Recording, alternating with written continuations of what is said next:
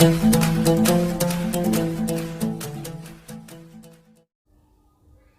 सभी लोगों का स्वागत है आपके अपने YouTube channel future online classes में। आज हम इस वीडियो में सीटेट एग्ज़ाम 2022 के लिए मैथमेटिक्स के सेट 2 को देखेंगे, जिसमें महत्वपूर्ण 30 प्रश्नों को करेंगे जो कि आपके 3 जनवरी 2022 के एग्ज़ाम में पूछे गए सभी प्रश्न हैं। मतलब कि फुल्ली जो है ये प्रीवियस ईयर प्रश्न है जो कि आपके 3 जनवरी 2022 के एग्ज़ाम में पूछे गए थे। तो आशा करता हूं कि आपको ये वीडियो पसंद आएगी। साथ ही साथ मैं आपको बता दूं कि इससे पहले मैंने सेट 1 जो कि आपका 1 जनवरी 2022 को जो प्रश्न पूछे गए थे वो मैंने आपको क्लियर किया है। अगर आपने वो वीडियो नहीं देखा है तो हमारे प्लेलिस्ट में जाकर वो वीडियो को देख सकते हैं। अभी हम जो है सेट 2 को देखेंगे, जिसमें महत्वपूर्ण 30 प्रश्नों को करने वाले हैं। सारे कंसेप्ट के साथ ईजी वे से आपको बताऊंगा। तो चलते हैं प्रश्न के ऊपर। जैसे कि आप यहाँ पहला प्रश्न देखिए, यह बोल रहा है कि 3 विद्यार्थियों के समूह में गणित पढ़ने से पहले और बाद में प्राप्त अंकों को यहाँ तालिका में दर्शाती है। जैसे कि यहाँ पर बोला है कि 3 विद्यार्थियों के जो है क्या है, गणित पढ़ने के पहले और बाद में प्राप्त अंकों को यहाँ तालिका में दर्शाया गया है। जैसे कि यहाँ पर नाम देख सकते हैं। यहाँ पर देखिए आप, समूह में पढ़ने से पहले के अंक 100 में से और समूह में पढ़ने के बाद अंक 100 में से। समझ गए? तो ये प्रश्न कैसे करेंगे इसको समझने का देखिएगा। जैसे आप यहाँ देख सकते हैं कि 3 बच्चों का जो है यहाँ दर्शाया गया। पहले क्या है कि समूह में पढ़ने से पहले जो है अंक मानसी का इतना था और समूह में पढ़ने के बाद जो है बढ़ गया है। यहाँ पर हरमन का देखिए 54 था पहले, 100 में से पहले। कब? जब वो ग्रुप में नहीं पढ़ता था, मतलब समूह से नहीं पढ़ने से पहले। और क्या है, समूह में पढ़ने के बाद क्या हुआ कि उसका अंक में जो है वृद्धि हुआ है। तो ये जो है देखिए कि समूह में नहीं पढ़ने से जो है अंक यहाँ पर कम है और समूह में पढ़ने से यहाँ पर अंक ज़्यादा है। तो यहाँ पर प्रश्न जो बोल रहा है कि 3 विद्यार्थी, देखिए 3 विद्यार्थियों द्वारा मिलकर प्रत्येक प्रकार से किए गए अध्ययन के औसत अंक क्या होंगे। यहाँ पर जो है दोनों का औसत अंक निकालने के लिए बोल रहा है। तो देखिए औसत अंक आपको मालूम है कि टोटल दिए गए नंबर और कितने टर्म है उसे हम लोग भागा देते हैं तो हमारा औसत अंक जो है निकल जाता है। जैसे कि आप देख सकते हैं, अगर हम निकालना शुरू करें तो यहाँ पर देखिए, पहला हम बात करते हैं ये वाला को कि समूह में पढ़ने से पहले, मतलब कि समूह में पढ़ने से पहले, ये देखिए समूह में पढ़ने से पहले, अगर हम यहाँ पर ये लिख दिए पहले और फिर हम क्या करेंगे कि 67, यहाँ देखिए 67 प्लस फिर यहाँ पर 54 है, फिर यहाँ पर जो है 63 है, ये हो गया। बाई में क्या करेंगे, यहाँ पर 3 देंगे, 3 टर्म है। जब हम इसको जोड़ेंगे तो जोड़िए, 4 3 7 7 7 14 हो गया और 6 5 11 1 12 12 6 कितना हो गया आपका 18, 184 हो गया और ये 3 हो गया। जब इसको काटिएगा तो आपको कितना आएगा, ये देखिए 6 बार में कट जाएगा 18 और यहाँ पर 4 है तो एक बार में 3 कट गया, फिर यहाँ पर 5 बचेगा तो 6 बार में 18, मतलब कि यहाँ पर कितना हो गया 4 है तो एक बार में, तो यहाँ पर 10 तो 3 बार में 9, 3 बार में 9, मतलब कि 61.33 यहाँ पर आया। किसका? समूह में पढ़ने से पहले, समूह में पढ़ने से पहले। अब बाद में क्या है, समूह में पढ़ने, देखिए समूह में पढ़ने के बाद, पढ़ने के बाद तो क्या होगा, इसका औसत निकाल लीजिए, जोड़ दीजिए तीनों को, 29 प्लस 60 प्लस आपका क्या हो जाएगा 74 और यहाँ पर क्या हो जाएगा 3 हो जाएगा। जब इसको जोड़िएगा तो कितना हो जाएगा, देखिए 4 है 9 है तो यहाँ पर 3 हो गया और 7 1 8 8 6 14 और 14 में अगर 7 जोड़ते हैं तो कितना हो जाएगा 21 हो जाएगा आपका, मतलब कि 213 हो गया और यहाँ पर 3 कीजिएगा तो जब इसको काटिएगा 3 से तो यहाँ पर 17 की 21 और 3 है तो एक बार में कट जाएगा। कहने का अर्थ है कि आपका जो है समूह में पढ़ने से पहले आपका जो औसत निकला, औसत अंक कितना निकला 61.33, समझ गए। और समूह में पढ़ने के बाद क्या हुआ कि वृद्धि हुआ अंकों में, तो कितना औसत निकला 71। तो यहाँ पर देखिए कि यहाँ पर ऑप्शन आपको दिख रहा है कि 71 और 61.33। ऑप्शन नंबर आप बी देखिए, यहाँ पर आपको दिख रहा है क्या, नहीं, ऑप्शन बी में देखिए 71 और 63, ये उल्टा है तो ये नहीं होगा, ऑप्शन बी नहीं होगा। ऑप्शन डी देखिए, यहाँ पर ऑप्शन नंबर डी देखिए, यहाँ पर देखिए यहाँ पर दोनों आंसर सही है, लेकिन यहाँ पर देखिए अलट पलट दिया इसीलिए गलत हो गया, नहीं तो बी भी हो सकता था, तो ये नहीं होगा, समझ गए। तो इसका आंसर क्या हो जाएगा, ऑप्शन आपका डी हो जाएगा। देखिए 61.33 और यहाँ पर 71। तो ये प्रश्न आपको क्लियर हुआ कि नहीं हुआ, पहले बताइए। क्लियर हो गया होगा, आशा करता हूँ कि ये प्रश्न आपको क्लियर हो गया होगा। जब भी इस तरह के प्रश्न एग्जाम में पूछेगा आसानी से आप लोग कर लीजिएगा, पहले इसका औसत निकालिएगा, इसका औसत निकालिएगा, दोनों का आंसर आपका मैच कर जाएगा, समझ गए। चलते हैं अगले प्रश्न के ऊपर। तो यहाँ देखिए अगले प्रश्न, यहाँ पर आपको 32 नंबर दिखेगा, इसके लिए मैं ये रब कर देता हूँ ताकि आपको देखने में आसानी हो। ये देखिए मैं इसको रब किया, अब देखिए आप यहाँ देख सकते हैं कि आपका जो ये प्रश्न है यहाँ पर नजर आएगा। वेट कीजिए थोड़ा सा, ये प्रश्न आपको यहाँ पर नजर आ जाएगा। ये देखिए अगला यहाँ प्रश्न आपको यहाँ पर नजर आ रहा होगा। ये देखिए कह रहा है यहाँ प्रश्न में कि जो आपका ये 32 नंबर प्रश्न है, निम्नलिखित अक्षरों के किस समूह में, निम्नलिखित अक्षरों के किस समूह में यह बोल रहा है आपका कि यहाँ पर क्षैतिज और ऊर्ध्वाधर दोनों प्रकार की सममिति रेखाएं हैं। मतलब कि आपका सममिति आपने पढ़ा होगा, सममिति रेखाएं की बात की जा रही है यहाँ पर। तो आप सभी लोगों को मालूम है कि जो आपका हॉरिजेंटल और वर्टिकल होता है, आप सभी लोगों को मालूम है कि ये जो होता है आपका क्या होता है, वर्टिकल होता है, और ये जो होता है आपका हॉरिजेंटल होता है। समझ गए? इसको हम लोग क्षैतिज बोलते हैं, हिंदी में क्या बोलते हैं, क्षैतिज, याद रखिएगा क्षैतिज। और इसको हम लोग बोलते हैं ऊर्ध्वाधर। समझ गए? ऊर्ध्वाधर। तो यहाँ पर बोल रहा है कि निम्नलिखित अक्षरों में से किस समूह में क्षैतिज और ऊर्ध्वाधर दोनों प्रकार की सममिति, देखिए सममिति कहता है ना जो बराबर भागों में काटता है। अगर हम यहाँ पर एक पान का पत्ता बना दे या दिल बना दे तो इसको बराबर भागों में काटता है। हम यहाँ पर देखिए टी लिख दे, अगर हम यहाँ पर टी लिखते हैं ये वाला, तो ये वाला क्या करता है, एकदम बराबर भागों में बांटता है। तो इसी को हम लोग सममिति कहते हैं। समझ गए? तो इसको मैं रब कर दूँ, समझाने के लिए मैंने किया था।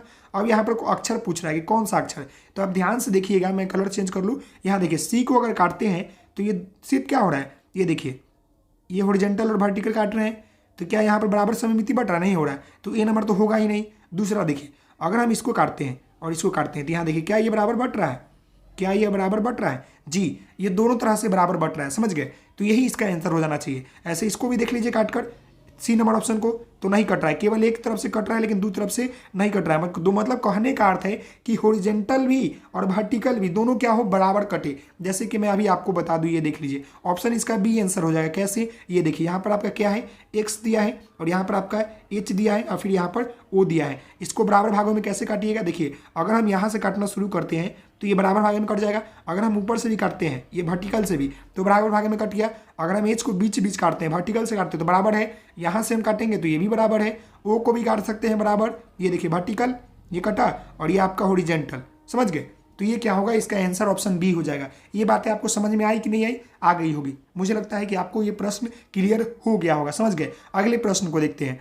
तो देखिए अगला प्रश्न को करने से पहले इसको थोड़ा मैं रब कर लूँ ताकि आपको समझाने में किसी तरह की कोई दिक्कत ना हो।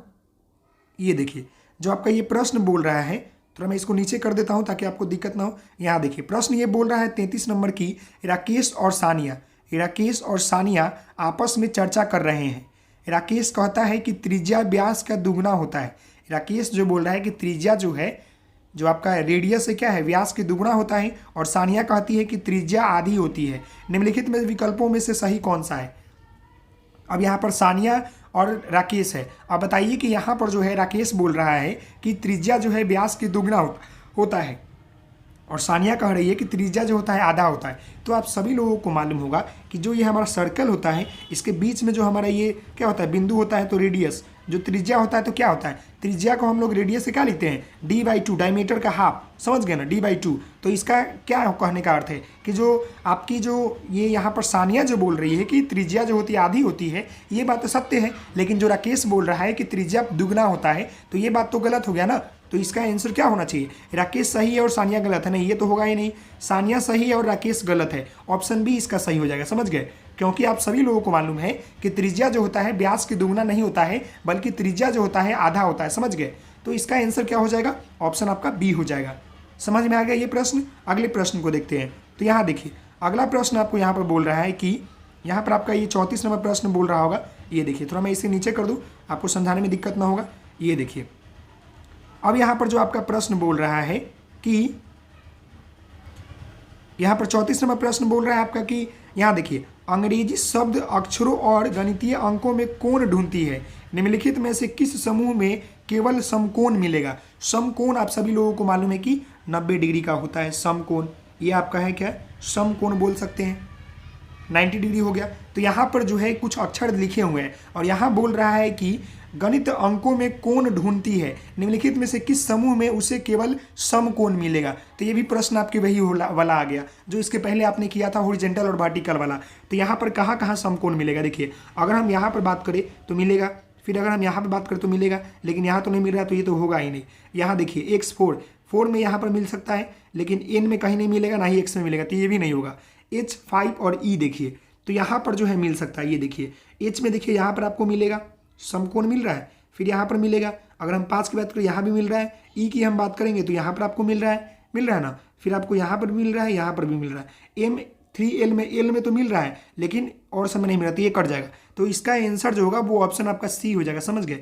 यहाँ क्वेश्चन जो बोला है कि अंग्रेजी अक्षरों और गणितीय अंकों में कौन ढूंढती है, तो यहाँ देखिए आपका दिखा क्या है, मैं बड़ा बड़ा लिखकर आपको दिखा दूं ताकि आपको समझने में ना। समकोण तो मालूम है कि 90 होता है। आप ऑप्शन में आपको एच दिया हुआ है, फिर आपका जो है 5 दिया हुआ है इस तरह का, यहाँ देखिए फिर ये 5 दिया हुआ है, फिर आपका जो है ई दिया हुआ है। और आप सभी लोगों से पूछ रहा है कि कहाँ पर जो है आपको समकोण बनता हुआ नजर आ रहा है। तो यहाँ देखिए अगर हम एच की बात करें तो एच में हम यहाँ करते हैं तो ये देखिए ये हमारा समकोण बन जाएगा।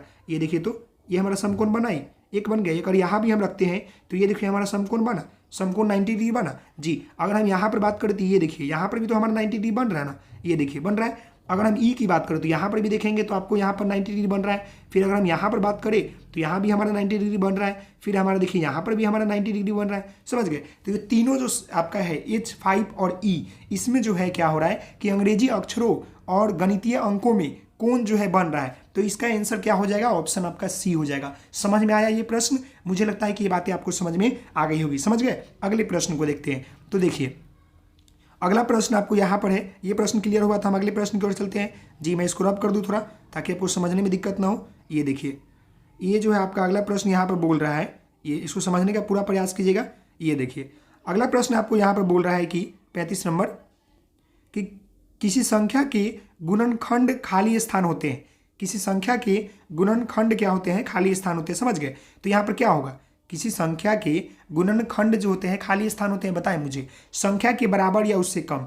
अगर हम किसी संख्या में गुणनखंड करते हैं तो क्या होगा, वो संख्या के बराबर होगा कि उससे कम होगा, संख्या के बराबर और उससे अधिक, संख्या के बराबर संख्या से कम। तो संख्या से बराबर भी नहीं होगा, ना संख्या से कम होगा, ना संख्या के बराबर या उससे अधिक होगा। समझ गए। संख्या के बराबर या उससे कम होता है। तो इसका आंसर क्या हो जाएगा, ऑप्शन आपका ए हो जाएगा। ये प्रश्न आपको क्लियर हुआ। किसी संख्या के गुणनखंड जो होता है संख्या के बराबर हो सकता है, नहीं तो उससे कम हो सकता है, लेकिन ज्यादा नहीं हो सकता। यहाँ पर ज्यादा दिया इसीलिए काट दिया है, और बराबर तो होगा नहीं, कम होगा नहीं। समझ गए।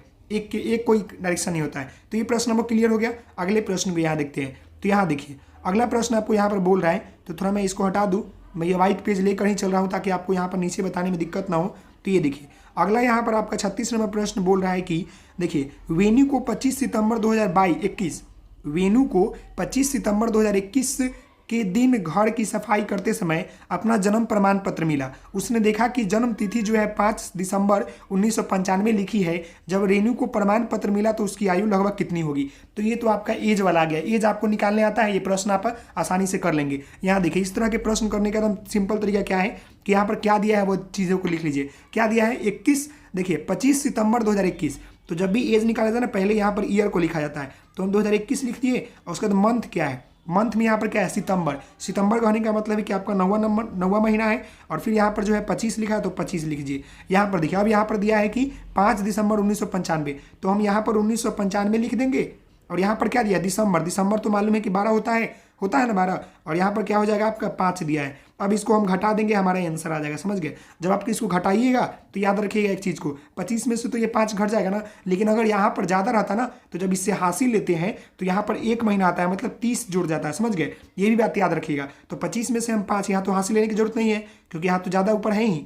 तो 25 में से 5 को घटाते हैं तो हमारा कितना हो जाएगा, ये 20 आ जाएगा। समझ गए। और यहाँ पर देखिए ये हमारा 8 हो गया, सॉरी ये हमारा 9 ही रहेगा क्योंकि हमने तो हासिल नहीं लिया है। तो 9 में से 12 जाएगा, नहीं जाएगा, नहीं ना घटेगा। तो अब हम क्या करेंगे कि साल में से जो है इसमें हासिल लेंगे। तो जब हम साल में से हासिल लेंगे तो इसमें एक ऐड कितना होता है, 12 ऐड हो जाता है। और 12 9 को जोड़ेंगे तो हमारा कितना हो जाएगा, 9 2 11 21 हो जाएगा। और 21 में से हम 12 को घटाएंगे तो हमारे यहाँ पर कितना हो जाएगा, 9 ही बचेगा। समझ गए। और यहाँ पर हम 1 ले लिए थे तो 20 था, ये 0 हो जाएगा। तो यहाँ पर देखिए 0 में से 5 गया तो ये हमारा 5 हो जाएगा। समझ गए। और ये क्या हो गया, हमारा 1 हो गया। आज जब हम इसी में से हासिल लेंगे तो ये 1 तो 1 कट गया, ये 9 तो 9 कट गया, और यहाँ पर 11 में से 9 गया तो यहाँ पर 2।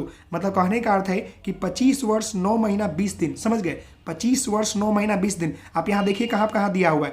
तो 9 महीना कहने का मतलब ये देखिए इसको पूर्णांक में तोड़ दिया है तो हम 25 लिख सकते हैं, और 9 को हम लिख सकते हैं यहाँ पर। ये देखिए 9 यहाँ पर आया हुआ है तो 9 को हम क्या लिख सकते हैं, अप्रॉक्स 9 दूना 18 1 19।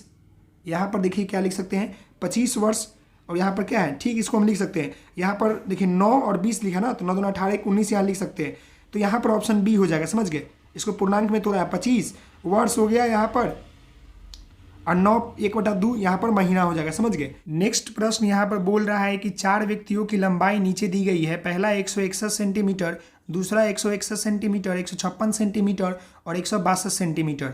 इन लंबाइयों का योग जो है मीटर में क्या होगा, इसके ऊपर ज्ञात करना है। तो देखिए सबसे पहले तो इस लंबाइयों का योग निकाल ले, और वो भी मीटर में पूछा है, तो सेंटीमीटर में दिया हुआ है, लेकिन मीटर में तो ईजी प्रश्न कर लेंगे। यहाँ देखिए 156 लिख सकते हैं, यहाँ पर 162। अब इसको जोड़िए तो 6 2 8 और 8 2 10, तो बचा 1, और 6 6 12, 6 18 और 18 5 23 1 24 के 4 बचा 2, और यहाँ पर 4 है और 2 जोड़ेंगे तो 6 हो जाएगा। मतलब कहने का अर्थ है कि आपका ये जो यहाँ पर क्या हो जाएगा, 6 हो जाएगा, 640। मतलब कि यहाँ पर इसका योग जो है कितना हुआ, 640 सेंटीमीटर। और हमें जो है मीटर में लाना है आंसर, तो हम सभी लोगों को मालूम है कि 100 सेंटीमीटर इक्वल कितना होता है, 1 मीटर होता है। तो हम यहाँ पर ला सकते हैं इसको कैसे, यहाँ देखिए 640 सेंटीमीटर है, तो हम लोग इसको लिख सकते हैं नॉर्मल में 6 मीटर, या मीटर भी नहीं लिखेंगे तो हम इसको तोड़ सकते हैं कैसे, 6 गुने 100, बचपन में आपने पढ़ा होगा, और यहाँ पर 40। तो ये हमारा क्या हो गया, इसको लिख दिए। तो हम इसको कर सकते हैं, ये तो हमारा ये देखिए 6 गुने 100 करने का मतलब कि मीटर में हो जाएगा, तो 6 मीटर, ये देखिए 6 मीटर, और ये 40 क्या हो गया आपका, ये सेंटीमीटर, समझ गए। तो इसका आंसर क्या आना चाहिए, 6 मीटर 40 सेंटीमीटर। यहाँ पर ऑप्शन कहाँ हो गया, ये देखिए ऑप्शन बी आपका इसका सही होगा। ये प्रश्न आपको क्लियर हुआ, मुझे लगता है कि ये प्रश्न आपको क्लियर हो गया होगा। चलते हैं नेक्स्ट प्रश्न की ओर। तो यहाँ देखिए नेक्स्ट प्रश्न करने से पहले यहाँ पर प्रश्न आपको नजर आएगा, इससे पहले मैं थोड़ा रब कर लूँ। ये देखिए अब आपको जो है यहाँ पर एक प्रश्न आपको दिखेगा जो कि काफ़ी इंपॉर्टेंट प्रश्न है, और इसको कीजिएगा आसानी से। ये देखिए ये प्रश्न जो है बोल रहा है यहाँ पर कि 1729 को रामानुजन संख्या कहा जाता है। रामानुजन संख्या कहा जाता है क्योंकि यह एक सबसे छोटी संख्या है जिसे 2 अलग तरीकों से 2 संख्याओं के घनों के योग द्वारा दर्शाया जा सकता है। निम्नलिखित में से संख्याओं कौन से युग में से घनों से यह संख्या प्राप्त हुआ है। जैसे कि यहाँ पर 1700 आपका जो है 29 जो है रामानुजन संख्या कहा जा रहा है, इसलिए क्योंकि इसका जो मतलब क्योंकि यह सबसे छोटी संख्या और जिसको जो है 2 अलग संख्याओं के घनों से जो है योग से जो है दर्शाया जा रहा है। तो यहाँ पर जो है चेक करना पड़ेगा। सबसे पहले ऑप्शन को देखिए, 1 का क्यूब कीजिए और फिर हम 12 का क्यूब करते हैं, तो यहाँ पर कितना आ जाएगा। देखिए तो 1 का क्यूब 1 और 12 का क्यूब कीजिएगा तो कितना आएगा, आप बताइए मुझे। देखिए 12 का क्यूब करते हैं तो पहले 12 का स्क्वायर कितना हो जाता है 144, और फिर 12 में गुना करेंगे तो यहाँ पर 12 36 बटे 60, तो बर्च यहाँ देखिए बरचोक 48, तो यहाँ पर 4 और 48 में 4 जोड़ेंगे तो 52, बचा 5 और 12 5 17, मतलब कि 17 28 यहाँ पर आपका आ जाएगा 17 28। ये देखिए तो इसको हम जोड़ते हैं तो कितना आ जाता है 17, ये हमारा 29 आ रहा है। ये देखिए 17 29 आ रहा है, मिल गया भाई। अब इसको क्या कीजिए, पहला तो मिल गया, ये पहला तो मिल गया। अब दूसरा 9 का क्यूब कीजिए और फिर क्या कीजिए कि 8 का क्यूब कीजिए, तो 9 81, और इसका फिर 9 से करेंगे तो 9 और यहाँ पर 72, समझ गए। मतलब कि आपका ये कितना आ जाएगा 729 आ जाएगा। और 8 का कीजिएगा, 8 का कीजिएगा तो कितना हो जाएगा 8 × 64, 8 में कीजिएगा तो 32, और यहाँ पर कितना हो जाएगा 48 और 2 कितना हो जाएगा आपका 48 2 50। तो इसको जोड़िएगा तो नहीं आ पाएगा, लग रहा है 9 2 11, देखिए नहीं आ रहा है। तो मतलब कहने का अर्थ है कि आपका 1 और 12 तो मिल रहा है, लेकिन ये जो है 8 और 9 नहीं मिल रहा है। तो पहला ऑप्शन तो गलत हो गया, ऑप्शन से ही इसको एलिमिनेट कीजिएगा, समझ गए। तो ये हमारा गलत हो गया। अब हम क्या करते हैं कि हमको 1 मिल चुका है तो 1 तो हम रखे रहेंगे, समझ गए, 1 को हम रखे रहेंगे। दूसरे ऑप्शन को देखिए, कहीं पर आपको नजर आ रहा है क्या 1 और 12, तो यहाँ देखिए 1 और 12 जो है आपको यहाँ पर नजर आ रहा है ऑप्शन बी में। तो इसको पहले 1 तो हम चेक कर लिए, हमारा मिल गया 17 29 आ रहा है दोनों का क्यूब करने पर। तो एक बार 10 का क्यूब करके देखिए और एक बार 9 का क्यूब करके देखिए। तो 10 का क्यूब करते हैं तो 1000 आ रहा है भाई, और 9 का क्यूब करने पर हमारा कितना आ रहा है 700 जो है 29 आ रहा था। तो इसको जोड़ने पर हमारा कितना है 1729। तो मतलब कि ये भी हमारा मैच कर रहा है। तो कहने का अर्थ है कि ऑप्शन बी जो है आपका इसका सही उत्तर हो जाएगा, क्योंकि 2 संख्याओं के घनों के द्वारा जो दर्शाया जा रहा है, समझ गए। तो इसका आंसर क्या हो जाएगा, ऑप्शन आपका बी हो जाएगा। अगले प्रश्न की ओर चलते हैं जो कि काफी इंपॉर्टेंट प्रश्न है और इजी प्रश्न है, समझ गए। तो अगले प्रश्न को देखते हैं। तो यहाँ देखिए, पहले इसको रब कर दूं, ये प्रश्न क्लियर हो गया। अगले प्रश्न यहाँ पर आपको दिखेगा, ये देखिए अगला प्रश्न भी जो है काफ़ी इजी है, बस थोड़ा सा समझने का फिर है, बाकी आप इसको आसानी से जो है कर लीजिएगा, समझ गए। तो ये प्रश्न जो है बोल रहा है यहाँ पर कि आपका ये प्रश्न बोल रहा है कि 3 मित्र क्रमशः 20 मिनट 30 मिनट और 40 मिनट के अंतराल पर अपने मोबाइल फ़ोन पर संदेश प्राप्त करते हैं। उन्हें संदेश एक निश्चित समय पर एक साथ प्राप्त होने शुरू हुआ, वे कितने समय बाद पुनः एक साथ संदेश प्राप्त करेंगे। तो देखिए मैसेज वाला जब भी क्वेश्चन आए ना तो कुछ नहीं, जो भी दिया रहता है उसका सबसे पहले आप एलसीएम निकाल लीजिए। तो यहाँ पर 3 मित्र दिया हुआ है, क्या क्या दिया है, 20 यहाँ दिया है, फिर यहाँ पर 30 दिया हुआ है और यहाँ पर आपका 45 दिया है। तो इसका एलसीएम निकालिएगा तो 2 से लगाइएगा 10, फिर यहाँ पर आपका 15 और यह 45 का 45 ही रह जाएगा। फिर आप क्या कीजिएगा कि यहाँ पर इसको 3 से लगाइएगा तो यहाँ पर 10 हो जाएगा और यहाँ पर 5 हो जाएगा और यहाँ पर 1 और यहाँ पर कितना हो जाएगा आपका 15 हो जाएगा, समझ गए। फिर ये 5 बार से लगा सकते हैं, ये 2 और ये 1 और ये 3, अब तो नहीं लगेगा।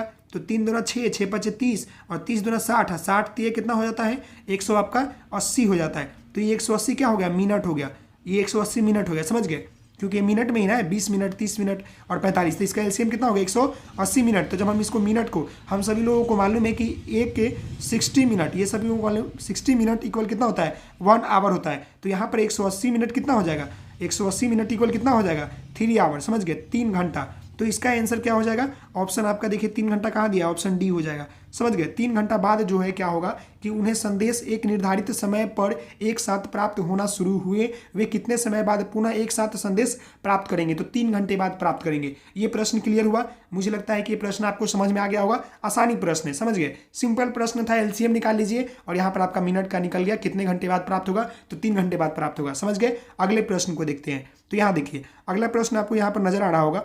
तो अगला प्रश्न करने से पहले ये थोड़ा मैं रब कर लूँ और इसको आसानी से कीजिएगा। ये प्रश्न जो है बार बार आपसे एग्जाम में जो होता है पूछा जाता है, तो इसको बड़ी बारीकी से समझिएगा और करने का प्रयास कीजिएगा, समझे। तो यहाँ देखिए ये प्रश्न जो है आपका 40 नंबर यहाँ पर बोल रहा है कि निम्नलिखित में से सबसे बड़ी और सबसे छोटी भिन्न क्रमश है।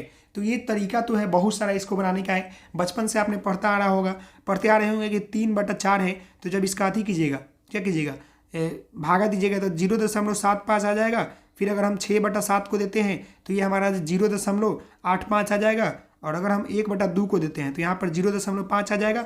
और फिर अगर 2/3 को दीजिएगा तो यहाँ पर क्या आ जाएगा 0/5, 0 लिख सकते हैं हम लोग। 2/3 को दीजिएगा तो 3 और 20, तो यहाँ पर क्या हो जाएगा 0.66 आ जाएगा। और यहाँ पर 4/5 है तो 4 5 5 में 40 तो आता नहीं, आता है 8 बार में, तो 0/8 0 लिख सकते हैं। और यहाँ पर क्या है 5/6 है, तो इसको 6 में 50 तो आता नहीं है, तो हम क्या करेंगे 0 और 48 लगाएंगे, तो यहाँ पर 2 बचेगा। फिर यहाँ पर 3 बार में 18 लगा सकते हैं, तो इतना आ गया, समझ गए। मतलब पहला का 0.75, 0.85, 0.50, 0.66, 0.80, समझ गए, और 0.83, ये जो है आ गया आपका।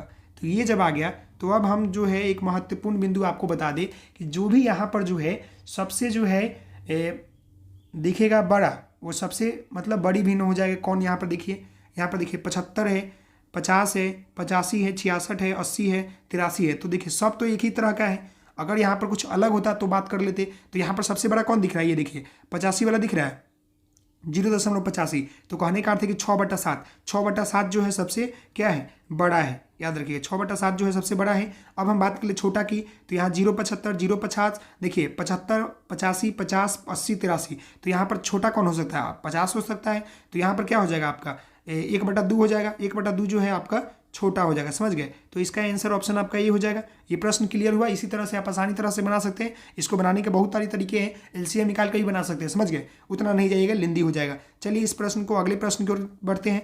तो यहाँ देखिए अगला प्रश्न यहाँ पर आपको बोल रहा है कि ये प्रश्न समझिएगा थोड़ा सा, आपको आसानी से बन जाएगा। ये देखिए ये प्रश्न आपको बोल रहा है कि पैटर्न को देखिए तथा खाली स्थान पर संख्या लिखिए। पैटर्न को देखिए और खाली स्थान पर संख्या लिखिए। यहाँ देखिए 1 + 3 किया है तो 4 आ गया है, 1 + 3 + 5 किया है तो 9 आ गया है, 1 + 3 + 5 7 किया है तो यहाँ पर 16 आ गया। मतलब कि 2 को बढ़ते जा रहा है। 1 + 3 + 5 + 7 9 किया है तो 25 आ गया। यहाँ देखिए 1 3 5 7 9 11 13 15 17, तो इसको जोड़ दीजिए। यहाँ पर क्या आना चाहिए, जोड़िए इसको। यहाँ देखिए 3 हो गया, यहाँ पर 3 1 4 हो गया, 4 5 9 हो गया। 9 में आप 7 जोड़िएगा तो 16, देखिए 9 में 7 जोड़िएगा तो 16, और 16 में 9 जोड़िएगा तो 25, और 25 में 11 जोड़िएगा तो 36 आपका हो गया। और 36 में अगर आप 13 जोड़ते हैं तो 9, और 49 हो गया आपका। 15 जोड़ते हैं तो 4, और यहाँ पर 64 हो गया, और 17 जोड़ते हैं तो आपका 1, और यहाँ पर 8 1 81 हो जाएगा, समझ गए। तो यहाँ पर 81 हो जा रहा है जोड़ने पर। तो इसका आंसर क्या होना चाहिए, इसका आंसर 81 होना चाहिए। तो ऑप्शन इसका सी हो जाएगा, समझ गए। इजी प्रश्न था ये, तो ये कर लिए होंगे आप लोग। इसका आंसर क्या हो जाएगा, ऑप्शन आपका सी हो जाएगा, 81 हो जाएगा, समझ गए। तो ये प्रश्न इजी हो गया। यहाँ पर देख सकते हैं 1 1 3 3 4 5 5 यहाँ पर हो गया ना, 5 5, यहाँ पर देखिए 7 7, तो यहाँ पर 9 9, इसी तरह बढ़ते जा रहा है। तो ये तो इजी था, कर लिए होंगे आप लोग। नेक्स्ट प्रश्न यहाँ पर है कि विभिन्न स्टेशनरी लेखन सामग्रियों वस्तुओं की दरें नीचे दी गई है। मतलब यहाँ पर जो है लेखन सामग्री और उसके मूल्य जो है यहाँ पर दिया हुआ है। पेंसिल का एक पैकेट का दाम 22 रुपया है, कलम का एक पैकेट का दाम 37.50 रुपया है, रबड़ का एक पैकेट का दाम जो है 3 रुपया 50 पैसा है। देखिए पेस्टर कागज सीट का एक पैकेज का दाम जो है क्या है कि 48 रुपया है, एक लेखनी रूलर का 10 रुपया है, एक शार्पनर का कीमत जो है 4.5 रुपया है।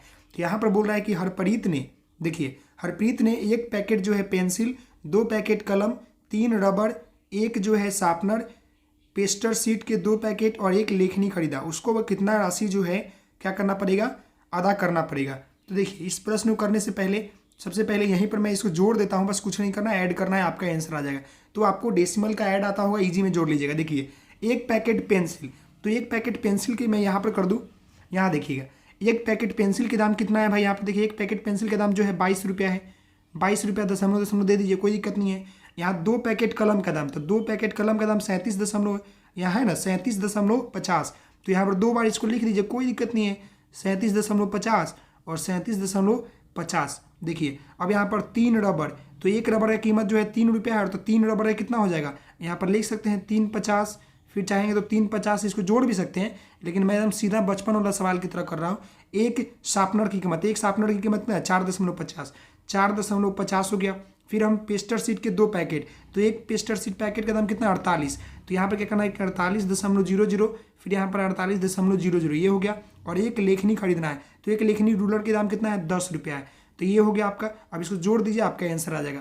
ये देखिए 0 है तो 0, अब यहाँ देखिएगा 5 5 10 15 20 25 30, तो 30 का क्या हो जाएगा 0 दशमलव, बचेगा 3, तो हम 3 इस पर दे देते हैं। अब यह देखिए 3 2 5 और 7 जोड़ेंगे तो 12, 12 में 7 जोड़ेंगे तो 19, और 19 में जो है 3 जोड़ेंगे तो हमारा 22, 22 में 3 जोड़ेंगे तो 25, और 25 में 3 जोड़ेंगे तो हमारा 28, 28 में 4 जोड़ेंगे तो 32, 32 में 8 जोड़ेंगे तो कितना हो जाएगा आपका 40, और 40 में 8 जोड़ेंगे तो 48 हो जाएगा, तो 48 का 8 हो जाएगा, और बचेगा कितना आपका 4 बचेगा ना 4, तो हमारा 4 इस पर आ जाएगा। तो अब देखिए ये 4 और 2 6 हो गया, और 6 या 3 कितना हो गया आपका 9, और 9 में 3 जोड़ेंगे तो 12, और 12 में 4 जोड़ेंगे तो 16, और 16 में 4 जोड़ेंगे कितना हो गया आपका 20, और 20 में 1 जोड़ेंगे तो हमारा 21 हो जाएगा। मतलब कहने का अर्थ है कि वो टोटल कितना खर्चा कर रहा है, तो ये रुपीज़ में है, मतलब कि वह जो है 218 रुपया खर्चा कर रहा है। तो आपका आंसर देखिए कहाँ पर मिल रहा है, ये देखिए ऑप्शन ये आपको मिल गया 218 रुपया, तो इसका आंसर क्या हो जाएगा, ऑप्शन आपका ये हो जाएगा। ये बस दशमलव में देखकर घुमाने की बात की गई है, बाकी ये प्रश्न जो था इजी था, समझ गए। ये प्रश्न क्लियर हुआ, अगले प्रश्न की ओर बढ़ते हैं। तो यहाँ देखिए अगला प्रश्न आपको यहीं पर दिया हुआ है, तो इसको मैं थोड़ा रब कर दूँ। यहाँ पर मैं वाइट स्पिरिट लिया हूँ ताकि आपको बनाने में दिक्कत ना हो। ये देखिए अगला प्रश्न यहाँ पर ये बोल रहा है कि आपका जो है इतना को इतना से भाग देने पर क्या शेषफल प्राप्त होगा। तो ये प्रश्न तो आप बचपन से ही पढ़ते आ रहे होंगे। देखिए यहाँ पर कितना में भाग देना है, देखिए यहाँ पर 10,011 को 101 से भाग देने पर कितना आपका क्या बचेगा, शेष बचेगा। तो दीजिए भागा भाई, 101 में भागा कितना देना है 10,011 को, तो दीजिए।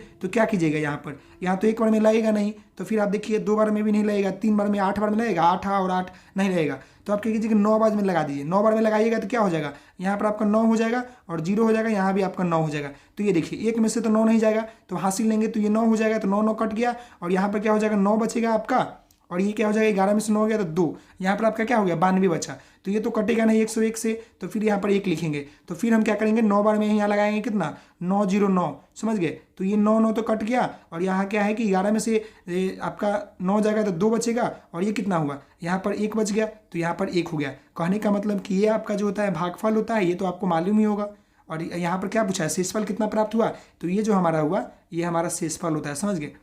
ये हमारा शेषफल होता है, और ये क्या होता है हमारा भाजक होता है, और ये हमारा होता है भाज्य, समझ गए। ये हमारा क्या होता है भाज्य, ये वाला जो ऊपर वाला है। तो इसका यहाँ क्या पूछा था कि हमारा शेषफल कितना बच रहा है, तो 12 बच रहा है भाई। तो इसका आंसर क्या हो जाएगा, ऑप्शन आपका सी हो जाएगा। ये प्रश्न आपको क्लियर हुआ, एकदम क्लियर हो गया होगा। अगले प्रश्न की ओर बढ़ते हैं। तो यहाँ देखिए अगला प्रश्न करने से पहले इसको मैं थोड़ा रब कर लूँ ताकि आपको बताने में दिक्कत ना हो। ये देखिए ये रब हो चुके हैं, सही से रब कर लूँ थोड़ा सा, और फिर मैं आपके प्रश्न के ऊपर ले चलता हूँ। ये देखिए आपके प्रश्न यहाँ पर दिख रहे होंगे। तो ये कहने का अर्थ है कि आपका ये प्रश्न जो है बोल रहा है यहाँ पर कि वह न्यूनतम संख्या को चुनिए जो एक वर्ग जो एक पूर्ण वर्ग और प्रत्येक संख्या को 16, 20 और 24 को भाग हो जाती हो, यहाँ पर आपको ढूंढना है। तो देखिए इस तरह के प्रश्न को जो है आप दो तरीके से बना सकते हैं, समझ गए। पहला तो यह कि एक आप एलसीएम के तरीके से बना सकते हैं, और नहीं तो आप काट काट के देख ले 16 से कौन कटेगा, 20 से कौन कटेगा। यहाँ देखिए 16 और 20 से अगर हम एलसीएम की बात करते हैं, यहाँ देखिए 16, यहाँ पर 20 और यहाँ पर 24, इससे अगर हम भाग देते हैं तो 2 बार में लगाइएगा तो यहाँ पर 8 हो जाएगा, फिर यहाँ पर 10 हो जाएगा, यहाँ पर 12 हो जाएगा, फिर 2 से लगाइएगा तो यहाँ पर 4 हो जाएगा, यहाँ पर 5 हो जाएगा, यहाँ पर आपका 6 हो जाएगा, फिर 2 से लगाते हैं तो 2, यहाँ पर 5, यहाँ पर आपका 3 हो जाएगा। तो यहाँ देखिए 2 2 4 4 4 8 8 9 16, 16 5 कितना होता है आपका 80, और 80 में 3 से 240 हो जाएगा। अब 240 यहाँ पर आ गया, तो यहाँ पर देख ले कि 240 से कौन कट रहा है, समझ गए। तो 240 से जो कटेगा वही आपका जो है आंसर हो जाएगा। तो यहाँ पर देखिए अगर हम 240 से क्या काटेंगे, 16 से काटिए भाई, तो यहाँ देखिए 240 से काटिए, पूरी तरह से कट जाना चाहिए। यहाँ से यहाँ कटा, फिर 24 और 116 है। तो अगर हम इसको जो है 4 से काटते हैं तो ये कितना बार में कटेगा, 40 बार में कटेगा, और ये हमारा कितना बार में 6 बार में कटेगा। फिर 6 और 24 कट जाएगा, 40 कटेगा नहीं ना, तो 2 बार में काटेंगे तो 3 बार में, और कितना हो जाएगा 20, मतलब कि 20/3 हो जाएगा। नहीं कटा भाई, ये कटा नहीं कटा, तो ये नहीं कटा। अब अगला देख लीजिए, अगला हम क्या देखेंगे, यहाँ पर 3600 का देखिए बी नंबर, ये तो नहीं होगा, ऑप्शन ही नहीं होगा। 3600 को काट कर देखिए कितना से, 240 से, तो ये देखिए 1 शून्य से 1 शून्य कट गया। अब यहाँ पर 24 है, यहाँ पर कितना है आपका 360 है। तो क्या किसी में गुना करने पर आपके ये कटेंगे, बताइए तो कितना से कटेंगे। तो यहाँ देखिए अगर हम 6 से काटते हैं तो ये हमारा 60 हो जाएगा, और इसको काटेंगे तो हमारा 4 हो जाएगा, और 4 ये आपका कटेगा। 4 से काटिएगा तो एक बार में 4 लगेगा, 5 बार में आपका 20, 15 बार में ये कट जा रहा है, मतलब कि ये 15 बार में आपका कट जा रहा है ये तीनों से। तो इसका कहने का मतलब है कि 16 से भी कटेगा, 20 से भी कटेगा, और 24 से भी कटेगा, समझ गए। लेकिन बाकी अभी 2 ऑप्शन है, चेक कर लीजिए। ये तो कट रहा है, यहाँ पर 6400 है आपका, 6400 है, तो क्या ये 240 कट रहा है। यहाँ देखिए 1 शून्य से 1 शून्य कट गया, और यहाँ पर देखिए यहाँ अगर हम काटते हैं कितना से, 16 से काटेंगे तो नहीं कटेगा। यहाँ पर अगर हम 12 से काटते हैं नहीं कटेगा। फिर अगर हम यहाँ पर क्या करते हैं कि सीधे हम 8 से काटते हैं, तो 8 3 की 24, और यहाँ पर 8 8 64, समझ गए। तो यहाँ पर 80 आ गया, यहाँ पर 3 आ गया, तो ये तो कटेगा नहीं, 3 से 80 कटेगा। देखिए तो काट के दशमलव में आ जा रहा है ना। 6 अगर यहाँ पर 8 है तो 2 बार में 6 लगाएंगे, फिर यहाँ पर 20 हो जाएगा, तो यहाँ 6 बार में 18, और यहाँ 6, तो दशमलव, तो ये तो होगा ही नहीं, तो मतलब कि ये भी नहीं कटेगा। इसका आंसर जो होगा वो ऑप्शन आपका बी हो जाएगा, समझ गए। एलसीएम निकाल के कर लिए, और नहीं तो आप जो है नॉर्मल तरीके से जो है काट काट के भी कर सकते थे, समझ गए। ये आप कर सकते हैं, कहने का मतलब है कि एक नॉर्मल तरीके से निकालने यहाँ पर कर सकते हैं, ये एक आप अलग तरीका से कर सकते हैं। लेकिन यहाँ पर हम प्रश्न के अनुसार चलते हैं, तो देखिए प्रश्न के अनुसार क्या बोला है वो दिखाते हैं। चलिए, ये तो एक तरीका मैंने अपने तरीके से बता दिया। अब देखिए अब प्रश्न के अनुसार क्या बोला है उसको देख लेते हैं। यहाँ देखिएगा ध्यानपूर्वक, अभी ये आंसर क्लियर नहीं हुआ था, वो मैं अपने तरीके से बताया था। अब देखिए, वह न्यूनतम संख्या चुनिए जो एक पूर्ण वर्ग है और प्रत्येक संख्या 16, 20 और 24 से भाग हो जाती है, समझ गए। तो यहाँ पर वर्ग पूछा है, तो कोई वर्ग आपको यहाँ पर दिख रहा है, ध्यानपूर्वक देखिए, तो ध्यानपूर्वक देखिए, यहाँ पर एक वर्ग दिख रहा है। यहाँ देखिए 3600 को काटिए, 3600 को हम काटते हैं कितना से, अगर हम 16 से काटते हैं तो कितना बार में कटेगा, काटिएगा तो आप ये देखिए 16 दूना 32, 2 बार में 32 कटा, और फिर यहाँ पर 32 तो 40, तो फिर 2 बार में 32, और यहाँ पर 6 और 0, तो यहाँ पर कितना हो गया आपका 5, 80 हो गया, 16 5 80, 225 आ गया। तो 225 जो होता है 15 का स्क्वायर होता है। फिर अगर हम बात करें तो 3600 को जो है कितना बार में काटेंगे, अगर हम 20 से काटते हैं तो 1 शून्य से 1 शून्य, और यहाँ पर 2 से काटते हैं तो कितना बार में कट जाएगा, यहाँ पर बार में 1 बार में, और यहाँ पर 8 और यहाँ पर 0, 180। तो 180 किसी का होता है, 180 किसी का होता है स्क्वायर, नहीं होता है, समझ गए। तो ये भी कर सकता है। 3600 को अलग अलग काट के देख लीजिए, तो यहाँ पर 24 से काटिएगा तो 24 से भी कट जाएगा, ये 24 से काटिएगा तो कितना बार में, 1 बार में लगाइए तो 24, और फिर कितना हो जाएगा, यहाँ पर 24 लगाया तो यहाँ पर 2 और यहाँ पर 1 और 0, 120 लगाया तो 24 और यहाँ पर 5 0, 150 आ जाएगा आपका। तो कहने का अर्थ है कि आप 2 तरीके से इसको बना सकते हैं, समझ गए। तो इसका आंसर आपका आ जाएगा ऑप्शन बी। समझ में आया ये प्रश्न। अगले प्रश्न की ओर बढ़ते हैं। तो यहाँ देखिए अगला प्रश्न आपको यहाँ पर है, जो मैं इसको रब कर दूँ तो आपको ये प्रश्न दिखेगा, ये देखिएगा, आपको ये प्रश्न दिख रहा होगा। यहाँ पर आप मुझे कमेंट करके जरूर बताइए कि आपको नंबर आ रहे हैं कि नहीं आ रहे हैं। चलिए, तो ये प्रश्न को आप यहाँ देखिए, यहाँ पर आपको बोल रहा है प्रश्न की इतना दिया हुआ है 7 8 6 3 6 4 में दोनों 6 के स्थानीय मानों का गुणनफल पूछ रहा है। तो ये तो ईजी है, आप सभी लोगों को मालूम होगा। चलिए इसको प्रश्न कर लीजिए। यहाँ पर देखिए कितना बोला है, 7 8 6 3 6 4। तो यहाँ पर क्या बोल रहा है, स्थानीय मान पूछ रहा है। तो इसका स्थानीय मान 60 हो जाएगा और इसका स्थानीय मान क्या हो जाएगा आपका 6000 आ जाएगा ना 6000 जी। अब इसका क्या बोला है कि इसका गुणनफल बोला है, तो गुणनफल करने के लिए 60 गुने 6000 कर दीजिए। करेंगे तो यहाँ पर 6 36 हो जाएगा और यहाँ पर 3 1 4 शून्य हो जाएगा, 1 2 3 4, समझ गए। तो यहाँ पर कितना हो जाएगा 3,60,000 हो जाएगा, समझ गए। तो इसका आंसर कहाँ है, ऑप्शन सी हो जाएगा। समझ में आया प्रश्न 3,60,000। ये तो इजी प्रश्न था, बचपन वाला, आसानी से कर लेंगे। ये प्रश्न क्लियर हो गया। नेक्स्ट प्रश्न यहाँ पर है कि एक गणित की अध्यापिका ने अपनी कक्षा के समक्ष निम्न प्रश्न रखा। जैसे कि यहाँ पर प्रश्न देखिए, 4 अंकों 7 8 4 को लीजिए, इस तरह के 4 अंकों वाली सबसे छोटी और सबसे बड़ी संख्या बनाइए कि कोई भी अंक उसमें दोबारा ना आए, अर्थात किसी भी अंक का पुनरावृत्ति ना हो, समझ गए। तो यहाँ पर देखिए, छात्र के विविध जवाबों के बाद वे छात्रों से पूछती है, आपने जो संख्याएं बनाई है उनमें अंकों के क्रम के बारे में सोचिए। क्या आप बता सकते हैं कि सबसे बड़ी सबसे छोटी संख्या कैसे बनी? अपनी क्रियाविधि को लिखिए। निम्नलिखित कथनों में से कौन सा कथन उपयुक्त के संदर्भ में अति उपयुक्त होगा? समझ गए। तो यहाँ पर 4 ऑप्शन आपको दिख रहा होगा। अब यहाँ पर ऑप्शन देखिएगा तो आपका आंसर यहाँ से निकल आएगा, समझ गए। पहला ऑप्शन देखिए, छात्रों को अपने ही उत्तरों को खुद आंकने के लिए कहकर शिक्षिका छात्रों को आंकने में लगने वाले समय को बचा रही है। नहीं, ये तो गलत हो गया, ये तो निगेटिव वर्ड हो गया। यहाँ देखिए, शिक्षिका छात्रों को कक्षा में अनुशासन बनाए रखने के लिए व्यस्त रख रही है। नहीं, ये भी आपका गलत हो जाएगा।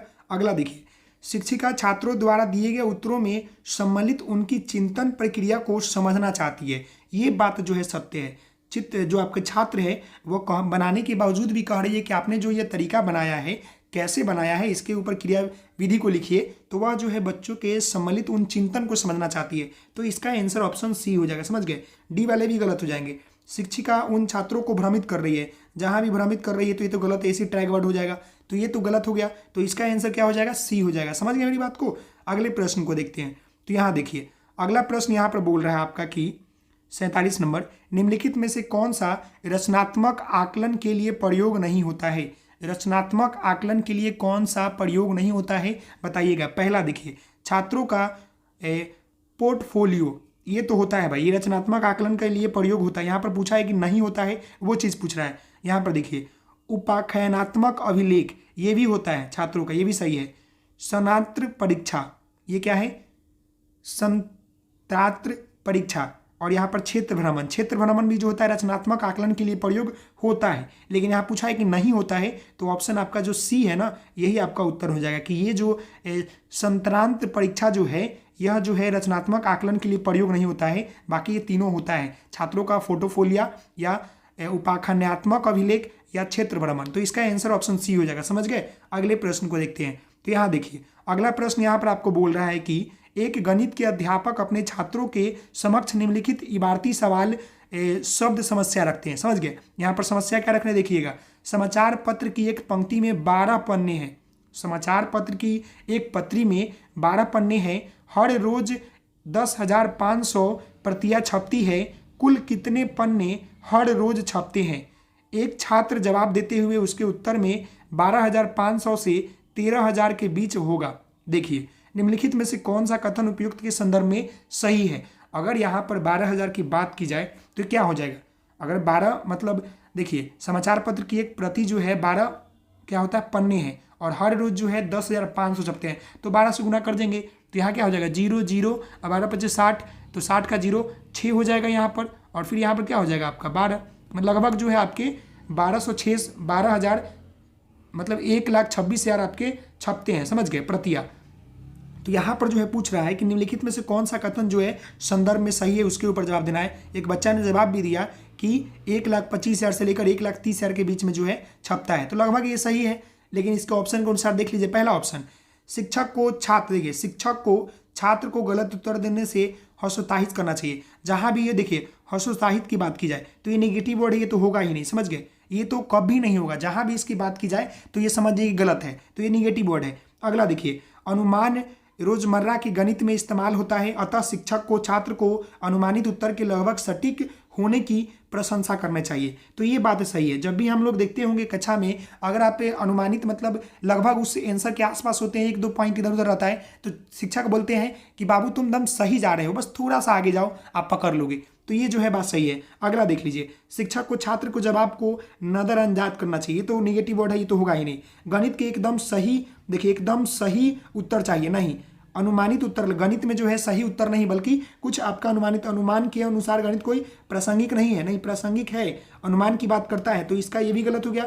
तो कहने का अर्थ है कि इसका आंसर जो होगा वो ऑप्शन आपका क्या हो जाएगा, बी हो जाएगा। समझ गए। अगले प्रश्न को देखते हैं। तो यहाँ देखिए अगला प्रश्न यहाँ पर आपका बोल रहा है, जो काफी इंपॉर्टेंट प्रश्न है। देखिए सब प्रश्न जो है आपके प्रीवियस ईयर है, जो कि 3 जनवरी 2022 के एग्जाम में पूछे गए प्रश्न है। तो यहाँ पर देखिए क्या बोल रहा है, राष्ट्रीय पाठ्यचर्या रूपरेखा एनसीएफ 2005 के अनुसार निम्नलिखित में से कौन सा कथन जो है गणित सीखने के संदर्भ में कक्षा के भावी परिवेश को परिकल्पना दृष्टि को निरूपित करता है। पहला, दूसरा, तीसरा, चौथा, यहाँ पर 4 दिया हुआ है। यह आपका एनसीएफ 2005 के अनुसार बताना है कि गणित सीखने के संदर्भ में कक्षा के भावी परिवेश की परिकल्पना दृष्टि को निरूपित करता है। पहला, छात्र समूहों में काम कर रहे हैं और वास्तविक जीवन की परिस्थितियों के साथ संबंध जोड़ते हुए प्रश्नों को हल करने के लिए विविध रणनीति खोज रहे हैं। क्या यह बात सत्य है कि गलत है, आप बताइए। तो हम यह बात जो है सही है, यह बात जो है सही है, एनसीएफ में बात इसकी जिक्र करता है। समझ गए। तो ये बात जो है आपका सही है। समझ गए। अगला देखिए, छात्र पाठ्यपुस्तक के अभ्यासों को हल कर रहे हैं जो शिक्षक द्वारा हल किए गए उदाहरणों पर आधारित है। नहीं, उदाहरणों पर आधारित नहीं होनी चाहिए, और पाठ्यपुस्तक ही केवल नहीं होनी चाहिए, बल्कि क्या होना चाहिए, वास्तविक जीवन की परिस्थितियों के साथ संबंध होना चाहिए। समझ गए। अगला देखिए 3 नंबर, शिक्षक अधिगम की प्रक्रिया पर मनन कर रहे हैं। शिक्षक अधिगम तो होना ही नहीं चाहिए, शिक्षक अधिगम जहां दिख जाए ये गलती। समझ गए।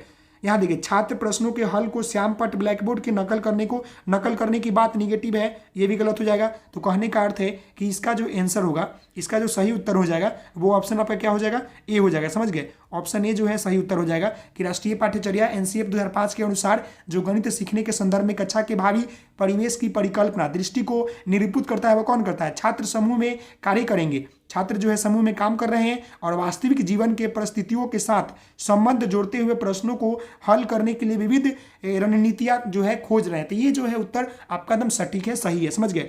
तो कहने का अर्थ है कि इसका आंसर क्या होना चाहिए। समझ गए। तो इसका आंसर जो होगा, इसका सही विकल्प नीचे सुनना है, तो ए और सी हो जाना चाहिए। मतलब कि इसका आंसर ए और सी होगा, इसका आंसर ए और सी हो जाएगा। सॉरी, ये आपको मैं यहाँ पे एक और गलती में बता दिया। ये देखिए यहाँ पर मैंने नीचे देखा ही नहीं, तो ये भी आपका सही है। ये देखिए, शिक्षक अधिगम की प्रक्रिया पर मनन कर रहे हैं और गलतियां को अधिगम के अवसरों को तौर पर देख रहे हैं। जी ये सही है। देखिए यहाँ पर अवसर के तौर पर देख रहा है, ये बात सही है। तो ये यहाँ पर ए और सी सही हो जाएगा। इसका आंसर ऑप्शन आपका ए और सही हो जाएगा। मैंने नीचे देखा ही नहीं कि यहाँ पर विकल्प नीचे भी दिया है, इसीलिए मैं उसको ए को ही आंसर ले लिया। ये आपका आंसर क्या हो जाएगा, सी हो जाएगा। समझ गए। ऑप्शन सी, ए और सी दोनों सही है। समझ में आ गया ये प्रश्न। अगले प्रश्न की ओर बढ़ते हैं। तो यहाँ देखिए अगला प्रश्न यहाँ पर आपका 50 नंबर बोल रहा है कि एक प्राथमिक स्कूल की गणित की अध्यापिका चाहती है कि उनके छात्र दैनिक जीवन में सूचना को सुव्यवस्थित करके, निरूपित करके और अर्थ निकालने के लिए आंकड़ों के प्रबंधन की प्रशंसा करे। निम्नलिखित में से कौन सा अध्यापिका को अधिगम के परिणामों को प्राप्त करने में सहायता करेगा। देखिए, एक अध्यापिका चाहती है गणित की कि उनके जो छात्र हैं दैनिक जीवन में सूचना को सुव्यवस्थित करे, निरूपित करे और अर्थ निकालने के लिए आंकड़ों के प्रबंधन की प्रशंसा करे। निम्नलिखित में से आपको बताना है कि अध्यापिका को जो है अधिगम के परिणामों को प्राप्त करने में सहायक करेगा। ऑप्शन आप पकड़ेंगे एकदम इजी वे में पकड़ लेंगे, आसानी तरीके से। पहला यहाँ पर देखिए, पाठ्यपुस्तक से हल किए हुए उदाहरणों पर चर्चा, ये तो होगा ही नहीं। जहां भी पाठ्यपुस्तक की बात की जाए ये आपका निगेटिव टैग वर्ड है, होगा ही नहीं। समझ गए। यहाँ दूसरा देखिए, विविध रेल समय सारणी का समाचार पत्रों में प्रकाशित सर्वेक्षण आदि का उपयोग करना, ये बात जो है सही लग रहा है। थोड़ा सा आगे हम देखेंगे तब समझेंगे। अगला देखिए, आंकड़ों के निरूपित के विभिन्न तरीके को व्याख्या करना, नहीं आंकड़ों की बात भी नहीं करता है, ये भी गलत हो जाएगा। उनको आंकड़ों को निरूपित करने के विविध औपचारिक तरीके से अवगत कराना, औपचारिक तरीके से नहीं, ये भी गलत हो जाएगा आपका। कहने का अर्थ है कि इसका ऑप्शन आपका बी सही हो जाएगा। समझ गए। कि कहने का अर्थ यही है कि उनके छात्र चाहती, मतलब वो शिक्षक चाहती है कि हमारे छात्र जो है दैनिक जीवन के सूचक को सुव्यवस्थित करे, निरूपित करे, अर्थ निकाले और आंकड़ों के प्रबंधन को प्रशंसा करे। तो आंकड़ों के निरूपित जो विविध रेल समय सारणी का समाचार पत्रों में प्रकाशित सर्वेक्षण आदि का उपयोग करना। ये बातें जो है सटीक है, तो इसका आंसर ऑप्शन बी हो जाएगा। अगले प्रश्न को देखते हैं। तो यहाँ देखिए अगला प्रश्न यहाँ पर आपका बोल रहा है 51 नंबर की, निम्नलिखित में से कौन सी रणनीति प्राथमिक कक्षा में भिन्न की संकल्पना को प्रस्तुत करने के लिए अति उपयुक्त है। अब यहाँ पर बताइए कि कौन सी रणनीति जो है प्राथमिक कक्षा में भिन्न की संकल्पना को प्रस्तुत करने के लिए अति उपयुक्त है। पहला, श्याम पट ब्लैक बोर्ड पर भिन्न को पी बाई क्यू की तरह लिखकर जहां P is not equal to 0 और चिन्ह को समझाना।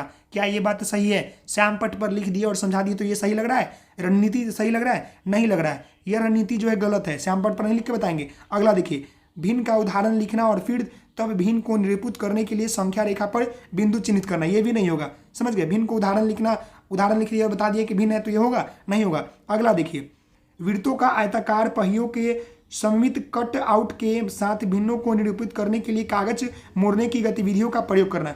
जी बात सही है। गणित जब भी आप पढ़ाएं तो उसमें खेल माध्यम से गतिविधि आधारित होना चाहिए और प्रयोग आधारित होनी चाहिए। तो इसका आंसर जो है ऑप्शन सी ही हो जाएगा। यहाँ पर क्या बोल रहा है कि एक जो है यहाँ पर आयत बना देगा, समझ गए? आयताकार पहिया बना देगा या आपको सर्कल टाइप का बना देगा, कट आउट करेगा। और एक को मैं यहाँ पर रंग दूँ तब मैं बात करूँ कि यहाँ पर क्या भिन्न होगा भाई, तो यहाँ पर 1/4 हो जाएगा, 4 भाग में से 1 भाग रंगा हुआ। तो ये बातें जो है गतिविधि करके या कागज के टुकड़े को जो है काट देंगे बीच से, तो ये करके हम बता सकते हैं। भिन्न के 2 उदाहरण देना, और यहाँ पर क्या बोल रहा है कि 2 उदाहरण देकर छात्रों को उनकी कॉपियों पर भिन्नों के 2 समान उदाहरण लिखने को कहना। ये तो होगा ही नहीं, तो टैग वर्ड इसी गलत हो गया। तो इसका आंसर क्या हो जाएगा? ऑप्शन आपका सी हो जाएगा। समझ गए? अगले प्रश्न की ओर बढ़ते हैं। तो यहाँ देखिए अगला प्रश्न यहाँ पर बोल रहा है कि गणित की अपनी शब्द और चित्रों की भाषा है। गणित की अपनी शब्दों और चित्रों की भाषा है जो छात्रों की दैनिक भाषा से बहुत दूर है। दिए गए कथन के संदर्भ में निम्नलिखित में से कौन सा अति उपयुक्त है? आप सभी लोगों की मालूम होगा कि गणित की अपनी एक शब्द होती है, गणित की अपनी एक चिन्हों की भाषा होती है जो छात्रों के दैनिक भाषा से बहुत दूर है, जो दैनिक भाषा से बहुत दूर है। दिए गए कथन के संदर्भ में निम्नलिखित में से कौन सा अति उपयुक्त होगा, उसके ऊपर बात करना है। तो देखिए पहला यहाँ पर क्या बोल रहा है कि शिक्षक को विद्यार्थियों की गणित में इस्तेमाल होने वाली शब्दावली और चिन्हों को स्मरण कराने में सहायता करनी चाहिए। पहला, तो क्या सहायता करनी चाहिए? नहीं, शिक्षक को जो है विद्यार्थियों के गणित में इस्तेमाल होने वाली शब्दावली और चिन्हों को स्मरण याद करने की तो बात करने ही नहीं करना है, तो ये तो गलत ही हो जाएगा। दूसरा देखिए, शिक्षक को गणितीय समस्याओं को संदर्भित करना चाहिए और गणित को विद्यार्थियों के जीवन अनुभवों को भाग बनाना चाहिए। जी ये बात सही है। गणित को क्या करना चाहिए कि विद्यार्थियों के जीवन अनुभवों का भाग बनाना चाहिए, दैनिक जीवन से जोड़ना चाहिए। तो ये बात जो है इसका सही लग रहा है। आगे हम 2 ऑप्शन और देख लेते हैं। यहाँ देखिए ये क्या बोल रहा है, गणित की भाषा को सीखने में विद्यार्थियों की सहायता हेतु शिक्षक को केवल टैग वर्ड आ गया, ये निगेटिव हो गया, होगा ही नहीं। देखिए यहाँ पर शिक्षक को कक्षा में महत्वपूर्ण गणितीय चिन्हों और सूत्रों के चार्ट को प्रदर्शित करना चाहिए। नहीं, ये नहीं होगा। सिर्फ चार्ट को प्रदर्शित कर देंगे तो होगा? नहीं होगा। तो कहने का अर्थ है कि इसका आंसर जो होगा वो ऑप्शन आपका बी हो जाएगा कि गणित की अपनी क्या होता है, शब्दों और चिन्हों की भाषा है जो कि छात्रों की दैनिक भाषा से दूर रखता है। तो कहने का अर्थ इसका संदर्भ में जो सही उपयुक्त अति होगा, उत्तर होगा, वो क्या होगा कि शिक्षक को गणितीय समस्याओं को संदर्भित करना चाहिए और गणित को विद्यार्थियों के जीवन अनुभवों का भाग बनाना चाहिए। ऑप्शन इसका ये बी सही हो जाएगा। समझ गए? अगले प्रश्न की ओर बढ़ते हैं। तो यहाँ देखिए अगला प्रश्न यहाँ पर आपका बोल रहा है कि एक 5वीं कक्षा की छात्रा द्विमीय आकृतियां, मतलब 2D, द्विमीय कहने का मतलब कि 2D आकृतियां का उनके गुणों के आधार पर श्रेणियों में वर्गीकृत कर पाती है। ज्यामितीय विकास की वेन हेले सिद्धांत के अनुसार वह छात्रा ज्यामितीय विवेचना के खाली स्थान के स्तर पर है। बताइए, एक 5वीं क्लास की छात्रा जो है कि 2D आकृतियों को उनके गुण के आधार पर श्रेणियों में वर्गीकृत कर पाती है। तो ज्यामितीय विकास की जो वेन हेल सिद्धांत जो दिए हुए हैं, आप सभी लोगों को मालूम होगा कि वेन हेल सिद्धांत जो है दिए हुए हैं, तो उनके अनुसार जो है छात्रा जो है ज्यामितीय विवेचना के किस स्तर पर है। यहाँ पर देखिए विश्लेषण स्तर पर है कि स्वसिद्ध पर है कि अभिज्ञान और पहचानना पर है कि निगमन पर है। बताइए यहाँ पर क्या होगा। तो देखिए यहाँ पर जो है वह बच्ची जो है क्या है कि विश्लेषण पर है। समझ गए? विश्लेषण के स्तर पर है। तो इसका आंसर क्या हो जाएगा? ऑप्शन आपका ए हो जाएगा। देखिए निगमन विधि आर्थिक विश्लेषण की सबसे पुरानी विधि है। इस रीति को काल्पनिक रीति, विश्लेषण रीति और अमूर्त रीति आदि के अनेक नामों से जाना जाता है। लेकिन जो किसी भी विधान या व्यवस्था क्रम की सूक्ष्मता से परीक्षण करने के तथा उनके मूल तत्वों को खोजने की क्रिया को विश्लेषण कहते हैं। समझ गए? तो ये क्या कर रही है कि सही तरीके से कर रही है, तो इसका आंसर क्या हो जाएगा? ऑप्शन बी हो जाएगा। अगले प्रश्न की ओर बढ़ते हैं। तो यहाँ देखिए अगला प्रश्न यहाँ पर बोल रहा है कि एक प्राथमिक कक्षा के गणित के अध्यापक अपने छात्रों के समक्ष निम्नलिखित शब्द समस्या इमारती प्रश्न इबारती देखिए इबारती प्रश्न जो है रखते हैं। समझ गए? तो यहाँ पर क्या रखना है प्रश्न, ये देखिएगा। शमीना 9 बजे, देखिए 9 बजे में 10 मिनट पर सो जाती है। शमीमा 9 बजने में 10 मिनट पर सो जाती है। कृति शमीना के 20 मिनट बाद सोने जाती है। कृति किस समय पर सोने गई? पहला यहाँ पर देखिए एक छात्र ने जवाब दिया 20। उसने समझाया प्रश्न में क्या कहा गया है कि कृति 20 मिनट बाद बिस्तर पर गई, तो उत्तर जवाब 20 ही होगा। तो न्यूमैन के अनुसार छात्र द्वारा दिया गया उत्तर का उदाहरण क्या है बताइए? तो आप सभी लोगों को मालूम है कि शमीबा जो है 9 बजे में 10 मिनट पर सो गई। 9 बजने में 10 मिनट पर सो गई मतलब पहले हो गया। कृति शमीना के बाद 20 मिनट बाद सोने जाती है, तो एक बच्चा जवाब देता है 20। तो उसने समझाया प्रश्न में कहा गया है कि कृति 20 मिनट बाद बिस्तर पर गई है, तो उसका उत्तर 20 ही होगा। तो न्यूमैन के अनुसार बताइए कि छात्र द्वारा दिया गया उत्तर उदाहरण क्या है? अबोध, अर्थबोध की दृष्टि त्रुटि का, पढ़ने की त्रुटि का, प्रक्रिया कौशल की त्रुटि और लापरवाही की त्रुटि। बताइए यहाँ पर क्या है? आप सभी लोगों को मालूम होगा ये इसका आंसर। तो देखिए ये क्या हो गया? अबोध हो गया, मतलब अर्थबोध की त्रुटि का। तो इसका आंसर हो जाएगा ऑप्शन आपका ए। समझ गए? अर्थबोध का त्रुटि का। मैं आपको बात बता दूं कि राष्ट्रीय पाठ्यचर्या रूपरेखा 2005 के मुख्य विशेषता इसमें पाठ्यक्रम के डिजाइन में बड़े बदलावी को सिफारिश की है। आत्मनिर्भरता और व्यक्ति की गरिमा की भावना विकसित करने के लिए जो सामाजिक संबंधों को आधार के लिए होता है, आधार के लिए होगा। समझ गए? तो इसका ये भी याद रखिएगा। आगे हम पढ़ते हैं तो 55 नंबर प्रश्न को देखते हैं। तो ये देखिए 55 नंबर यहाँ प्रश्न बोल रहा है, आपका एनसीएफ से ही है। 55 बोल रहा है कि एनसीएफ 2005 बल देता है कि स्कूल गणित गतिविधि आधारित ऐसा होगा क्योंकि। अब बताइए कि राष्ट्रीय पाठ्यचर्या रूपरेखा 2005 जो है बल देता है कि स्कूल गणित गतिविधि आधारित ऐसा होगा, क्यों होगा बताइए? पहला, दूसरा, तीसरा और चौथा। यहाँ पर आपको चयन करना नीचे। यह विद्यार्थियों को आजीविका कमाने के कौशल के विकास में सहायता करता है। पहला क्या ये सही है? नहीं, ये आजीविका कमाने के कौशल पर विकास थोड़ी करता है, ये गलत हो गया। यह विद्यार्थियों को गणित में अर्थपूर्ण समस्याओं को हल करने सुलझाने के लिए प्रोत्साहित करता है। जहाँ भी प्रोत्साहित की बात की जाए ये आपका सही हो जाएगा। और यहाँ पर देखिए समस्या हल करने की बात की जा रही है, तो ये तो ऐसे ही सही हो जाएगा। तीसरा देखिए सी क्या बोल रहा है कि गणित में अमूर्त संकल्पनाओं को समझने के लिए यह मूर्त अनुभव उपलब्ध कराता है। क्या यह बात सही है? जी, ये भी बात सही है कि गणित में जो है अमूर्त संकल्पनाओं को समझने के लिए यह मूर्त अनुभव उपलब्ध कराता है। अगला यहाँ देखिए, यह प्राथमिक कक्षाओं में बच्चों को मनोरंजन का समय उपलब्ध कराता नहीं है। मनोरंजन तो होगा ही नहीं, मनोरंजन की बात तो करता ही नहीं है एनसीएफ। तो इसका आंसर क्या हो जाएगा? ऑप्शन आपका बी और सी सही है। देखिए बी और सी, ऑप्शन नंबर आपका ए इसका सही हो जाएगा। समझ गए? अगले प्रश्न को देखते हैं।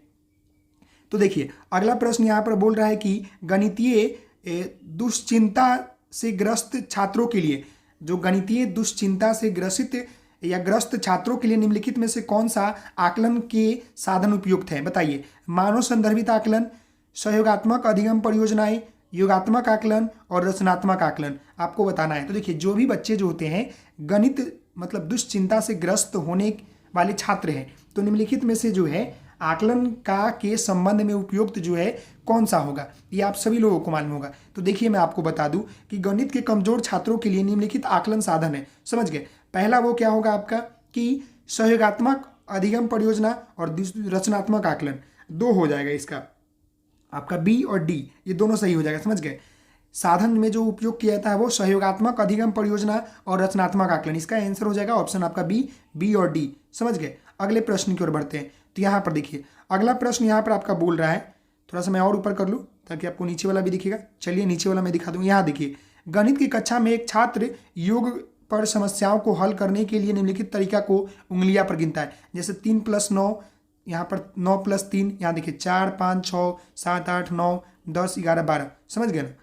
4 10 11 12। तो यहाँ पर देखिए ये हो गया। तो यहाँ पर बोल रहा है कि विद्यार्थी द्वारा उपयोग की गई उपयुक्त प्रक्रिया के लिए निम्नलिखित में से कौन सा कथन जो है उपयुक्त मानी जाएगी। मतलब आप सभी लोगों को मालूम है कि गणित की कक्षा में एक छात्र जो होता है योग पर समस्याओं को हल करने के लिए निम्नलिखित तरीकों से उंगलियों पर गिनता है और यहाँ पर उदाहरण भी दिया हुआ है। तो आपको बताना है कि उपयुक्त प्रक्रिया जो होगा कौन होगा। पहला यहाँ पर देखिए, इस प्रक्रिया की अपेक्षा की जानी चाहिए क्योंकि यह कलन विधि आधारित होता है। कलन विधि आधारित नहीं है। बताइए क्या ये सही है कि गलत है? आप सभी लोगों को मालूम होगा यह क्या है आपका, यह सही नहीं है। क्यों नहीं है भाई? उपयुक्त विधि नहीं है, कलन आधारित विधि नहीं होता है। समझ गए? अगला देखिए, छात्र योग एवं आधारित समस्या समाधान में योग के क्रम विनिमय नियम का इस्तेमाल नहीं कर पा रहा है। ये बात सही है इसका कि वो क्या कर रहा है कि क्रम विनिमय नियम का इस्तेमाल नहीं कर पा रहा। देखिए यहाँ पर 4 5 6 7 8 9 10 11 किया, 10 यहाँ पर 11 12 किया। समझ गए? तो ये नहीं कर पा रहा है। तीसरा देखिए, छात्र को उंगलियों पर गिनने के लिए हतोत्साहित किया। देखिए हतोत्साहित की बात तो करते निगेटिव हो जाएगा। यह योग पर आधारित प्रश्नों को हल करने की उपयुक्त कलन विधि है। नहीं, ये कलन विधि नहीं है। समझ गए? तो इसका आंसर क्या हो जाएगा? ऑप्शन आपका बी हो जाएगा। छात्र योग पर आधारित समस्या समाधान में योग के क्रम विनिमय नियम का इस्तेमाल नहीं कर पा रहा है। समझ गए? अगले प्रश्न की ओर बढ़ते हैं। तो यहाँ देखिए, अगला प्रश्न यहाँ पर है कि निम्नलिखित में से कौन सी गणित में समस्या समाधान की रणनीति नहीं है। आप यहाँ पर बताइए कि गणित में समस्या समाधान की रणनीति नहीं है। पहला, पश्चगामी रूप से हल करना, चित्रात्मक निरूपण, रटकर याद करना, स्मरण करना या प्रयास व त्रुटि। तो यहाँ पर तो पूछ रहा है कि नहीं है, वही चीज़ आपको बताना है। तो सिंपल से यहाँ पर मिल गया कि रटकर याद करना, यही तो नहीं होगा। जहाँ पर ये तो निगेटिव वर्ड हो गया तो ये होगा ही नहीं। ऑप्शन इसका सी आंसर हो जाएगा। निम्नलिखित में से कौन से गणित में समस्या समाधान की रणनीति नहीं है। तो पश्चगामी रूप से हल करना ये तो हो सकता है, चित्रात्मक निरूपण भी कर सकते हैं और प्रयास करके त्रुटि भी कर सकते हैं, लेकिन रट कर याद करना, स्मरण करना ये नहीं होगा। समझ गए? तो ये निगेटिव हो जाएगा आपका, ये गलत हो जाएगा। अगले प्रश्न की ओर बढ़ते हैं। तो यहाँ देखिए, अगला यहाँ प्रश्न है कि एक गणित के अध्यापक अपने छात्रों के समझ, देखिए एक गणित के अध्यापक अपने छात्रों के समझ एक प्रश्न रखते हैं, प्रस्तुत करते हैं कि पूर्णांकों का एक जोड़ा लिखिए जिसको जोड़ या योगफल ऋणात्मक पूर्णांक हो। उपयुक्त प्रश्न खाली स्थान का उदाहरण है। खुले सिरे वाले प्रश्न यहाँ पर देखिए, या बंद सिरे वाले प्रश्न, या स्मरण आधारित प्रश्न, या बहुविकल्पीय प्रश्न। बताइए यहाँ पर क्या होगा? तो मैं आपको बता दूं कि यह जो होगा खुले सिरे वाले प्रश्न होंगे। खुले सिरे वाले प्रश्न क्या होता है कि जिसकी लंबी प्रक्रिया होती है, और खुले सिरे प्रश्न जो होते हैं आमतौर पर प्रतिवादी की राय और विचारों को जानने के इरादे से पूछे जाते हैं। समझ गए? उन्हें सोचने और प्रतिबिंब की आवश्यकता होती है। एक खुले प्रश्न उत्तर अक्सर जो होता है वर्णनात्मक और व्याख्यानात्मक होता है। उदाहरण के लिए आप ले सकते हैं कि देखिए पूर्णांकों का एक जोड़ा लिखित जिसका जोड़ जो होता है योगफल ऋणात्मक पूर्णांक होते हैं। समझ गए? और बंद प्रश्न उत्तर देना आसान होता है और कम समय लगता है। समझ गए? लेकिन खुली आकृति का उत्तर बहुत सारा हो सकता है और उससे ज़्यादा समय लगता है। तो इसका आंसर क्या हो जाएगा? ऑप्शन आपका ए हो जाएगा। समझ गए? इसका आंसर ऑप्शन ए हो जाएगा। अगले प्रश्न को देखते हैं जो कि लास्ट प्रश्न है इस सेट का। देखिए अगला प्रश्न है कि निम्नलिखित कथनों पर पढ़िए, निम्नलिखित कथनों को पढ़िए। यहाँ पर देखिए, गणित में हम प्रत्यय वस्तु, देखिए गणित में हम प्रत्यक्ष वस्तुओं से ध्यानपूर्वकों के समुच्चय के अमूर्त रूप को समझते हैं। गणित में मैं आपको बता दूं कि काफ़ी 1 घंटे हो जाते हैं पढ़ाते पढ़ाते, थोड़ी दिक्कत होती है बोलने में, तो थोड़ी सी गलती होती है तो उसे माफ़ कीजिएगा।